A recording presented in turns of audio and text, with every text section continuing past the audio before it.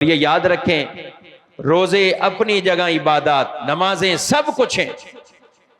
لیکن قیامت کے دن کچھ لوگ ایسے آئیں گے جن کے بارے میں روایت میں فرمایا ہے،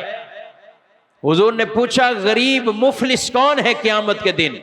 صحابہ کہتے ہیں پیسے نہیں جس کے پاس وہ غریب ہے، مفلس ہے۔ فرمایا قیامت کا مفلس یہ نہیں ہے، اس وقت درہم دینار تھوڑی ہوگی، اس وقت یہ کرنسیاں تھوڑی ہوگی۔ قیامت کا مفلس وہ ہوگا نماز بھی لے کر آیا ہو، روزے بھی لے کر آیا ہو، حج بھی لے کر آیا ہو، زکاتیں بھی لے کر آیا ہو، مگر اللہ کی بارگاہ میں لوگ دعویٰ کرنے کے لیے کھڑے ہو جائے کہ یا اللہ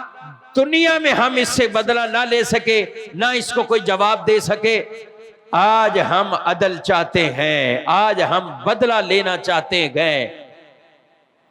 کہ دنیا میں یہ غمیں مارا کرتا تھا، برا بھلا کہتا تھا، زیادتی کرتا تھا، تکلیفیں پہنچاتا تھا، اب قیامت کے دن کو یہ بدلہ تو نہیں ہے کہ اس کو کہا جائے کہ اسی کو تم مارنا شروع کرو یا برا بھلا کہنا، نہیں، بدلہ کیسے دلوایا جائے گا؟ کوئی شخص آئے گا، وہ کہے گا میں اس کے بدلے میں روزے لینے کے لیے تیار ہوں، اس نے جو روزے رکھے وہ مجھے دے دیے جائے۔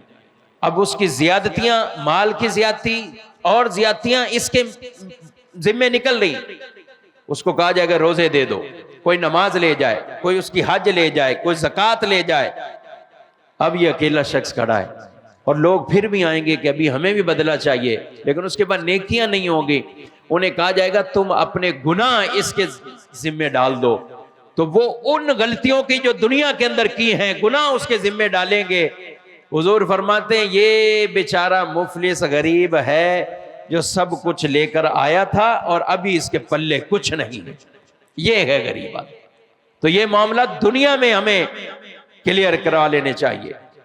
آخرت میں پکڑ اس کی بڑی سخت ہے، بڑی سخت ہے۔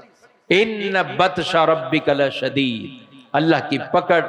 اللہ کی گرفت وہ بڑی سخت ہے۔